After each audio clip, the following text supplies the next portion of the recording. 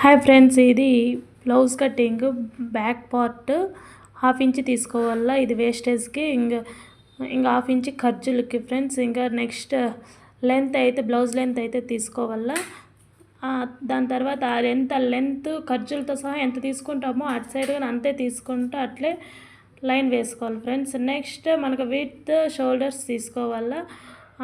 దాని తర్వాత arm down తీసుకొని కొలత పెట్టుకొని చూసుకోవాలి ఫ్రెండ్స్. నెక్స్ట్ మనకు చెస్ట్ ఎంత వచ్చింది అనేది చూసుకొని దానికి ఆర్మ్ హోల్ అనేది రౌండ్ అప్ చేసుకోవాలి ఫ్రెండ్స్. నెక్స్ట్ డౌన్ అనేది అది మనకు బ్యాక్ మనకు వేస్ట్ అనేది ఎంత వస్తుందో కొలత వేసుకుంటే అంత వస్తుంది. 7.5 అనుకుంటే 7.5కి 1 ఇంచ్ యాడ్ చేసుకుంటే 8 వస్తుంది. ఆ 8 కాకుండా మళ్ళీ 2 ఇంచెస్ ఖర్చులకి ఫ్రెండ్స్. ఇంకా నెక్స్ట్ ఇది నెక్ విత్ 2.5, డౌన్ వచ్చి 3 పెట్టుకోవాలి ఫ్రెండ్స్. ఎందుకంటే మనకు పైన 2.5 పెట్టుకుంటే అది సరిగ్గా రాదు. అదే కనుక 3 కింద కనుక పెట్టుకొని కట్ చేసినామంటే బాగా వస్తుంది ఫ్రెండ్స్. పర్ఫెక్ట్గా రౌండ్ చేత్తోనే గీసుకోవచ్చు, లేకపోతే ఇట్లా కరువు స్కేల్ ఉంటే కరువు స్కేల్తోనే బాగా నీట్గా గీసుకోవచ్చు ఫ్రెండ్స్, మీ దగ్గర ఉంటే. సరేనా?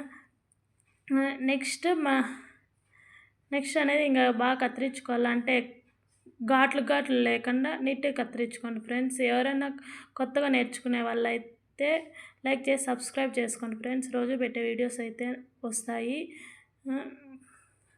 నెక్స్ట్ మీరు కొత్తగా నేర్చుకునే వాళ్ళైతే ఫస్ట్ స్టార్టింగ్లోనే బ్లౌజ్ అయితే కత్తిరించద్దండి, న్యూస్ పేపర్స్ మీదే కత్తిరించండి. అవి నెక్ రౌండ్స్ అవన్నీ నేర్చుకుంటే బాగా వస్తాయి ఫ్రెండ్స్. ఇంకా లాస్ట్ ఇది చూడండి, ఇది వేస్టేజ్ అన్న ఫ్రెండ్స్. ఆ వేస్టేజ్ కత్తిరించేయాలి ఫ్రెండ్స్.